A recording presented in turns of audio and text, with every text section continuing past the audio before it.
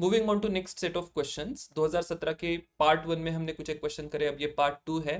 Part 2 में एक wild life protection act पर आपको बहुत इंपॉर्टेंट क्वेश्चन दिखाई देगा। बायोलॉजिकल ऑक्सीजन डिमांड को लेके एक अच्छा क्वेश्चन पूछा गया था। देन आई ऑल्सो हैव घड़ियाल को लेके यहाँ पर एक सवाल पूछा गया था, इसमें भी बहुत अच्छा कंटेंट बनेगा।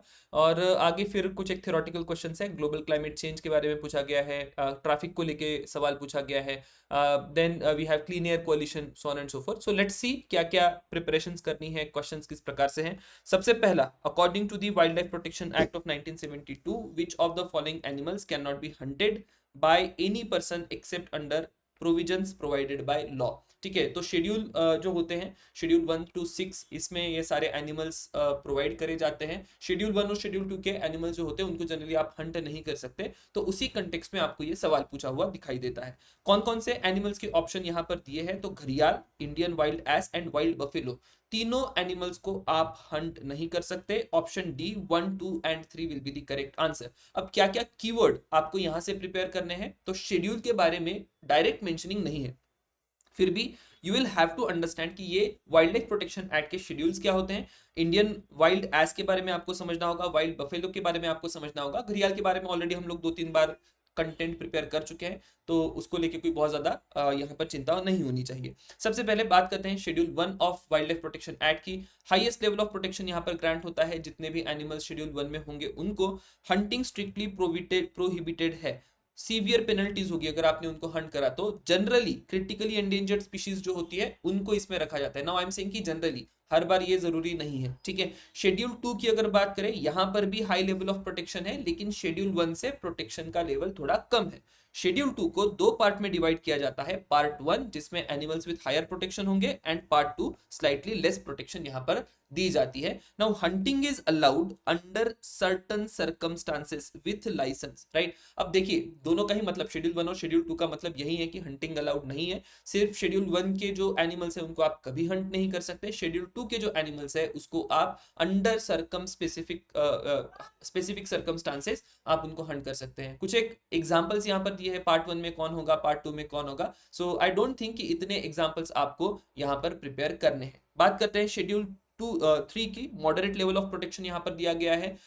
It includes big game animal. Big game animal मतलब जो शिकार के लिए एनिमल्स होते हैं, उस प्रकार के एनिमल्स को आप यहाँ पर ध्यान में रखें। Hunting is permitted only with license. अगर आपके पास लाइसेंस है स्पेसिफिक कंडीशन में हंट करने के लिए, तभी आप हंट कर सकते हैं। किन ऑर्गेनिजम्स की यहाँ पर बात करी गई है, एनिमल्स की यहाँ बात करी गई है, बार्किंग डियर, नीलगाय, सांबर, वाइल्ड पिग, इस प्रकार के जो एनिमल्स है। कई बार ये एनिमल्स जो होते हैं they become मीनस for agricultural activity, या ह्यूमंस के लिए मीनस हो जाते हैं, तब आप उनका हंटिंग कर सकते हैं। Then comes the schedule 4। कुछ एक लेवल ऑफ प्रोटेक्शन यहाँ पर अलाउड है। स्मॉल गेम एनिमल्स होते हैं, उनको आप हंट कर सकते हैं। अगेन हंटिंग जो होगी यहाँ पर लाइसेंस के साथ ही हंटिंग करी जाएगी। Now comes the most important, जो कि चर्चा में रहता है, that is schedule 5 of the wild life protection act. यहाँ पर बात होती है वर्मिन एनिमल्स की। अब ये वर्मिन एनिमल्स कौन से होंगे, तो यहाँ पर आप देख सकते हैं शेड्यूल 3 में हमने बात करी थी कि कुछ एक बिग गेम एनिमल्स या शेड्यूल 4 के भी एनिमल्स, अगर उनको वर्मिन करके डिक्लेयर कर दिया जाए, या किसी भी एनिमल को वर्मिन करके डिक्लेयर कर दिया जाए, उसका मतलब ये होगा कि ये ह्यूमन सेटलमेंट या ह्यूमन लाइफ के लिए एक डेंजर क्रिएट कर रहा है, and that for that reason आप उसको किल कर सकते हैं या हंट कर सकते हैं। तो ऑलरेडी शेड्यूल 5 में कुछ एक एनिमल्स है जिनको वर्मिन डिक्लेयर कर दिया गया है, तो जितने भी वर्मिन एनिमल्स होंगे शेड्यूल 5 में होंगे। लेकिन ये लिस्ट जो है शेड्यूल 5 की, ये एग्जॉस्टिव नहीं है। कई बार कई सारे इलाकों में, जैसे कि नीलगाय यहाँ पर एग्जांपल दिया है शेड्यूल 3 का, उसको वर्मिन डिक्लेयर कर दिया जाता है। वर्मिन क्यों डिक्लेयर कर दिया जाता है, क्योंकि वो एग्रीकल्चर के लिए एक डैमेज करती है या पूरा क्रॉप खा जाती है, तो उस कारण से फिर नीलगाय को यहाँ पर शिफ्ट किया जाएगा या वर्मिन डिक्लेयर कर दिया जाएगा, and then it can be hunted. Then comes the schedule 6। Schedule 6 ये आपके प्लांट्स को प्रोटेक्शन देने के लिए बनाया गया है। इट प्रोहिबिट्स पिकिंग, डैमेजिंग और सेलिंग स्पेसिफाइड प्लांट्स। यहाँ पर क्या क्या इंक्लूड होगा, it will also include plants from forest land और स्पेसिफिक जो कुछ भी सेंट्रल गवर्नमेंट ने स्पेसिफाई किया है एरिया, वहां से भी आप नहीं तोड़ सकते। कौन कौन से प्लांट्स, एग्जाम्पल के तौर पर आप यहाँ पर ध्यान में रखें, ब्लू वैंडा करके ध्यान में रखें, पीचर प्लांट, रेड वैंडा, इस प्रकार की कुछ एक प्लांट की स्पीशी है जिनको आप पिक नहीं कर सकते। That was about the schedules of wild life protection act. Let's move on to the next animals. घड़ियाल के बारे में मैं ऑलरेडी बहुत डिस्कशन कर चुका हूं, तो I just put this particular sticker here, इसको ध्यान में रख लीजिएगा। IUCN, red list, CITES, legal protection, so on and so forth. Chambal river में पाए जाते हैं, केन रिवर में भी पाए जाते हैं। तो इस प्रकार से कुछ एक सवाल फिर से एक बार बन सकता है। Indian wild ass becomes very important, यहाँ पर सवाल पूछे जाने की बहुत गुंजाइश है। तो आपका जो गुजरात का कच्छ का एरिया है, कच्छ के एरिया में ये पाए जाते हैं। इनको लोकली घुड़खुर भी कहा जाता है या इंडियन ओनागर के नाम से भी आप इनको ध्यान में रखेंगे। कंजर्वेशन स्टेटस की बात करें तो आईयूसीएन के नियर थ्रेटेंड में आपको ये दिखाई देंगे। साइटेस का अपेंडिक्स 1 लागू होगा। एक wild life sanctuary that is Indian wild ass sanctuary बनाई गई है लिटिल रन ऑफ कच्छ में। तो ये स्पेसिफिकली इन घुड़खुर के प्रोटेक्शन के लिए एक प्रोटेक्टेड एरिया आपको दिखाई देता है। अगर इनके हैबिटेट की बात करें तो हैबिटेट में सलाइन डेजर्ट्स होंगे, एरिड ग्रासलैंड्स होगी और श्रबलैंड्स भी आपको यहाँ पर दिखाई देंगे। अगर आप इसका एरिया देखें, not just they are limited to little Rann of Kutch, लेकिन कुछ एक ग्रेट रन के एरियाज में भी ये दिखाई देते हैं। राजस्थान में भी कुछ एक एनिमल्स आपको दिखाई देंगे। यूनिक बिहेवियर इसका पूछा जा सकता है। स्पीड ध्यान में रखिए, बहुत ही इंटरेस्टिंग पॉइंट आपको यहाँ पर दिखाई देगा कि इनकी जो स्पीड है, they can run at the speed of 70 to 80 kilometre per hour. क्या डाइट होता है, तो जो भी इन एरिड एरियाज में डाइट उनको मिलेगा उस प्रकार से आपको डाइट इनका दिखाई देगा। सो दैट वाज अबाउट घुड़खुर, बहुत इंपॉर्टेंट स्पीशी है, सवाल बन सकता है। बात करते हैं वाइल्ड वाटर बफेलो की। अब ये जो वाइल्ड वाटर बफेलो है, एशियाटिक बफेलो भी कहा जाता है, एशियन बफेलो या वाइल्ड बफेलो, तीनों नाम से जानी जाती है। इनके हॉर्न्स बहुत बड़े होते हैं, बाकी आप स्ट्रक्चर इसका देख सकते हैं। I am not much interested, मुझे इंटरेस्ट इसके कंजर्वेशन स्टेटस में है। इंडेंजर्ड स्पीशी है, अपेंडिक्स 3 में है। एंड ग्लोबल पॉपुलेशन अगर आप इसका देखें तो कहा जाता है कि 3000 या 4000 के आसपास ही बचे हैं। कहां कहां पर पाए जाएंगे, Kaziranga national park, Manas national park, so on and so fourth. तो ये जो स्वम्पी रीजन्स आप देखते हैं इंडिया में, उन सारे ही रीजन्स में आपको ये दिखाई देते हैं। प्रेफर्ड हैबिटेट की अगर बात करें, वेट ग्रासलैंड्स, स्वाम्प्स, फ्लड प्लेन्स, इस प्रकार की जो भी वेजिटेटेड एरियाज होते हैं उन एरियाज में वाइल्ड वाटर बफेलो पाई जाती है।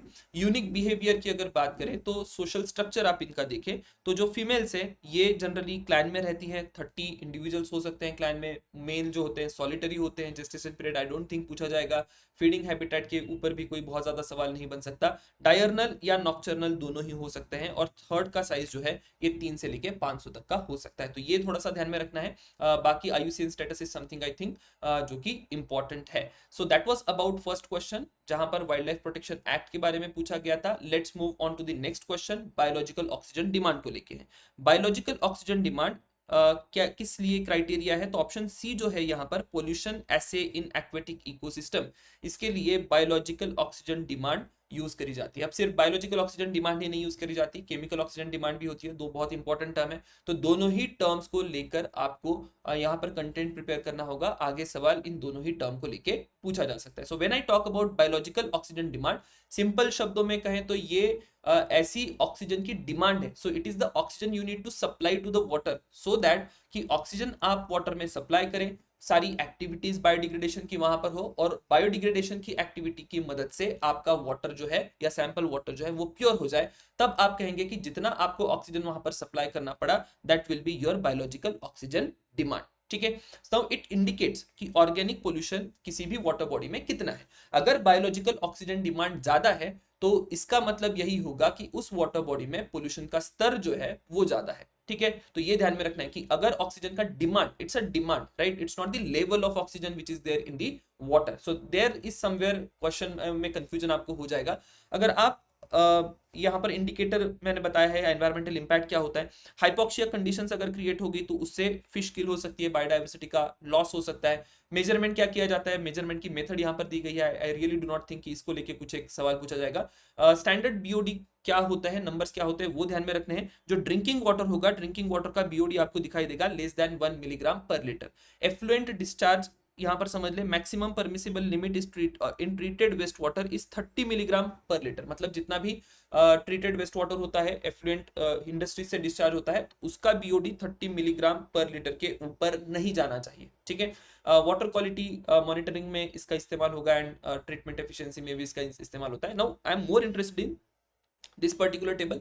Chemical oxygen demand and BOD. अब देखिए बायोलॉजिकल ऑक्सीजन डिमांड में हम ऐसे ही सब्सटेंसेस को कंसिडर करते हैं जो कि माइक्रो ऑर्गेनिजम्स की एक्टिविटी से डिके हो सकते हैं, ठीक है। तो माइक्रो ऑर्गेनिज्म को एक्टिविटी करने के लिए ऑक्सीजन रिक्वायर्ड होगा, तो आप उनको ऑक्सीजन सप्लाई करेंगे, डिकम्पोजिशन होगा, पानी साफ हो जाएगा। अब जब केमिकल ऑक्सीजन डिमांड की हम बात करते हैं तो it will include all the organic and inorganic substances, मतलब ऑर्गेनिक सब्सटेंसेस को डिकम्पोज करने के लिए जितना ऑक्सीजन लगेगा और इनऑर्गेनिक सब्सटेंसेस को भी डिके करने के लिए अगर कुछ एक ऑक्सीजन लगता है तो उन दोनों की डिमांड को हम टोटल करेंगे और उससे हमें मिलेगा केमिकल ऑक्सीजन डिमांड। अब हमेशा याद रखिएगा कि किसी भी वाटर के सैंपल का केमिकल ऑक्सीजन डिमांड ये बायोलॉजिकल ऑक्सीजन डिमांड से ज्यादा होगा। मेजरमेंट कैसे किया जाता है तो ऑलरेडी वी हैव सेड कि बायोडिग्रेडेबल और यहाँ पर biodegradable as well as non biodegradable दोनों को इंक्लूड करेंगे। Indicator of pollution, it provides a broader measure of pollution and including toxic substances, ठीक है। सेंसिटिविटी की बात करें, जो केमिकल ऑक्सीजन डिमांड है ये माइक्रोबियल एक्टिविटी या एनवायरमेंटल कंडीशन से अफेक्ट नहीं होता। जो बायोलॉजिकल डिमांड है वो टेम्परेचर या पीएच से अफेक्ट हो सकती है। सो इस प्रकार से आपको दोनों ही डिफरेंसेस ध्यान में रखने हैं, डिफरेंसेस के ऊपर सवाल पूछा जा सकता है। नेक्स्ट क्वेश्चन है climate and clean air coalition को लेके। So climate and clean air coalition to reduce short-lived climate pollutants is unique initiative of G20 group of countries and the CAC focuses on methane, black carbon and hydrofluorocarbons। अब यहाँ पर ये G20 का initiative नहीं है, हालांकि दूसरा जो स्टेटमेंट है, दूसरा स्टेटमेंट करेक्ट होगा, option T2 is the correct answer. Now when it comes to keyword और कॉन्सेप्ट तो आपको Climate and clean air Coalition यहाँ पर प्रिपेयर करना होगा। Now when we talk about first statement, so ये जो इनिशिएटिव है it is by UNEP, right. तो बाद में हम लोग बात करेंगे कि एग्जैक्टली क्या है और एक बार डिटेल भी समझ लेंगे कि Climate and clean air Coalition का एक्चुअल मुद्दा क्या है। Now when I talk about Climate and clean air Coalition, so ये एक ग्लोबल पार्टनरशिप है जिसका एम है शॉर्ट लिव्ड क्लाइमेटिक पोल्यूटेंट जो है उनको सिग्निफिकेंटली रिड्यूस करना ताकि क्लाइमेट चेंज हम मिटिगेट कर पाए। Now short lived climatic pollutant कौन से हम लोग टारगेट कर रहे हैं? ऐसे पोल्यूटेंट्स हम लोग टारगेट कर रहे हैं जो क्लाइमेट चेंज में कंट्रीब्यूट करेंगे। कौन कौन से पोल्यूटेंट्स यहाँ पर क्लाइमेट चेंज में कंट्रीब्यूट करेंगे जो कि शॉर्ट लिव्ड है? Methane, black carbon, tropospheric ozone and hydrofluorocarbons. यहाँ पर सवाल अगला बन सकता है कि which of the following are SLCPs, ठीक है। तो ये आपको ध्यान में रखना होगा। ऑर्गेनाइजेशनल स्ट्रक्चर 2012 में आता है, यूनाइटेड नेशंस एनवायरनमेंट प्रोग्राम और बाकी पार्टनर की मदद से ये इस्टेब्लिश होता है। इसका गोल ऑलरेडी हम लोग समझ चुके हैं, फोकस एरिया भी हम लोग समझ चुके हैं, ठीक है। और इनिशिएटिव जो है इसके रिड्यूसिंग एमिशन फ्रॉम एग्रीकल्चर, ये एक इनिशिएटिव है। म्यूनिसिपल सॉलिड वेस्ट इनिशिएटिव भी है। Heavy duty vehicle and engine के लिए भी कुछ एक इनिशिएटिव यहाँ से आते हैं। तो इस प्रकार के इनिशिएटिव भी है, लेकिन यहाँ पर सवाल नहीं होगा।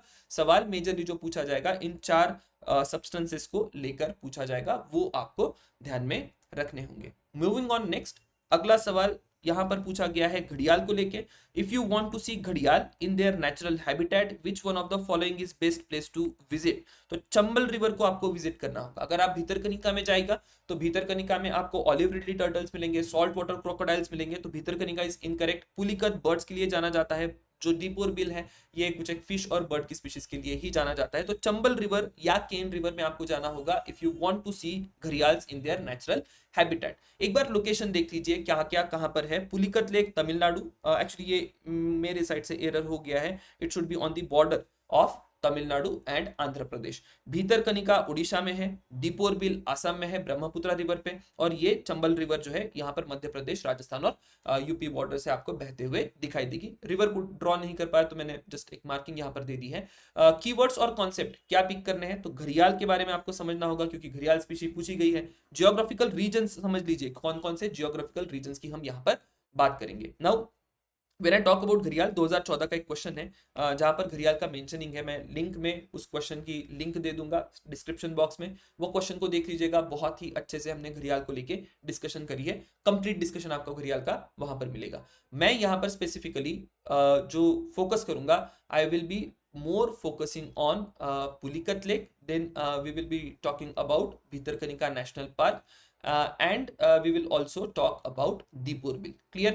So मेरे एंड से एक एरर ये हो गया है कि I have just copy paste यहाँ पर हो गया है और आई थिंक दीपोर बिल के बारे में जानकारी मिसिंग है, कोई बात नहीं, आई लाइक कि let it go like this. Deepor bill के बारे में मैं डिस्क्रिप्शन बॉक्स में एक लिंक और दे दूंगा। Now when we talk about Pulicat lake, brackish water lagoon है, कहाँ कहाँ पर स्प्रेड है, आंध्र प्रदेश और तमिलनाडु में ये स्प्रेड है। बे ऑफ बंगाल से सेपरेट होता है बाय श्रीहरिकोटा आइलैंड, मतलब पुलिकत लेक का एक एंड अगर आप देखें तो श्रीहरिकोटा आइलैंड आपको दिखाई देगा। अगर यहाँ के फ्लोरा और फौना की हम लोग बात करें तो it is rich in fish diversity. Brackish water species आपको यहाँ पर दिखाई देगी, जैसे कि mullet, catfish, prawn, green crabs. Endangered species भी आपको यहाँ पर दिखाई देती है, green sea turtles. Then aquatic vegetation है कई सारी, नॉट दैट इंपॉर्टेंट। एविफोना आपको यहाँ पर दिखाई देगा। सो फ्लेमिंगोस के लिए ये जाना जाता है, पेलिकन्स के लिए जाना जाता है, पेंटेड स्टॉर्क्स मिलेंगे, स्पून बिल्स मिलेंगे, एंड मोस्ट इंपॉर्टेंटली पेडू करके एक फिशिंग सिस्टम है, लोकल या ट्रेडिशनल फिशिंग सिस्टम, जो कि तमिलनाडु के कोस्ट में, श्रीलंका में यूज करी जाती है। तो क्वेश्चन ये हो सकता है कि ये पेडू एग्जैक्टली क्या है। तो पेडू एक फिशिंग सिस्टम है, traditional fishing system Pulicat lake के रीजन्स में अब इसको फिर से एक बार री इंट्रोड्यूस कर दिया गया है। सो that was about the Pulicat lake. Now comes the next part, that is Bhitarkanika national park. Already detail discussion हो चुका है। क्वेश्चन कहां पर पूछा जाएगा, it is the second largest mangrove ecosystem in India, Bhitarkanika. कौन कौन सी रिवर ध्यान में रखनी है, ब्राह्मणी, बैतरनी, धमरा एंड पतासाला करके रिवर्स है। क्रिक्स और मैंग्रोव्स भी यहाँ पर बनते हैं। कुछ एक फ्लोरा आपको ध्यान में रखना होगा। अगर आप एनिमल्स की बात करें, ऑलरेडी सॉल्ट वाटर क्रोकोडाइल और olive ridley turtle, that is something you should remember. तो यहाँ पर ये सॉल्ट वाटर क्रोकोडाइल है, आईयूसीएन लिस्ट कंसर्न्ड है, साइटेस अपेंडिक्स 1 में है। अगर आप ऑलिव रिडली टर्टल की बात करें, अगेन आईयूसीएन वल्नरेबल एंड साइटेस के अपेंडिक्स 1 में आपको ये दिखाई देगा। फीचर्स की अगर बात करें, सॉल्ट वाटर क्रोकोडाइल जो है, it is the world's largest reptile. Then brackish water में रहते हैं, बहुत अग्रेसिव बिहेवियर होता है, इंडिया से लेके ऑस्ट्रेलिया में आपको ये दिखाई देंगे। सो that was about Bhitarkanika. Let's talk about Deepor bill. अब दीपोर बिल में बहुत सारा डिस्कशन वैसे था भी नहीं, दीपोर बिल न्यूज में है, that is something you need to understand.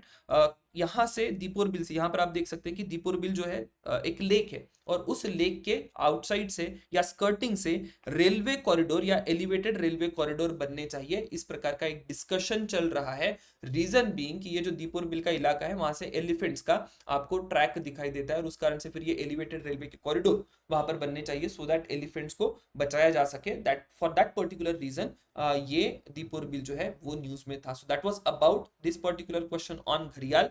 Now we will move on to the next question, Global Climate Change Alliance की यहाँ पर बात करी गई है। So Global Climate Change Alliance is an initiative by European Union, पहला statement correct है। Second statement है, it provides technical financial support to targeted developing countries to integrate climate change into their development policy, ये भी correct है। और तीसरा है, it coordinated by world resource institute, world business का, नहीं ये इनकरेक्ट है, यहाँ पर ऐसा कोई भी मेंशनिंग नहीं है वर्ल्ड रिसोर्स इंस्टीट्यूट या World Business Council for Sustainable Development. तो option A 1 and 2 is going to be the correct answer. तो देखते हैं कि ये Global Climate Change Alliance exactly क्या है। Now, when it comes to global climate change alliance, ये एक इस्टेब्लिशमेंट है, 2007 में आती है, किसके द्वारा, यूरोपियन यूनियन के द्वारा। इसका एम क्या है, तो डेवलपिंग कंट्रीज को और लीस्ट डेवलप्ड कंट्रीज को या स्मॉल आइलैंड डेवलपिंग कंट्रीज को डायलॉग और कोऑपरेशन करेगा। ठीक है, किस लिए, जो भी क्लाइमेट चेंज के इश्यूज है उसको लेके यहाँ पर कोऑपरेशन करा जाता है।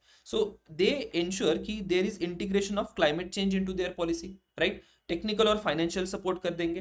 एट द सेम टाइम कुछ एक क्लाइमेट प्रोजेक्ट्स होंगे, उनके इंप्लीमेंटेशन में मदद करी जाती है, और क्लाइमेट रेजिलिएंट जो प्रोजेक्ट्स है उनको प्रमोट करा जाता है, लो एमिशन डेवलपमेंट प्रमोट करी जाती है। फोकस एरिया क्या है, adaptive capacities, green house gas emission, so on and so fourth.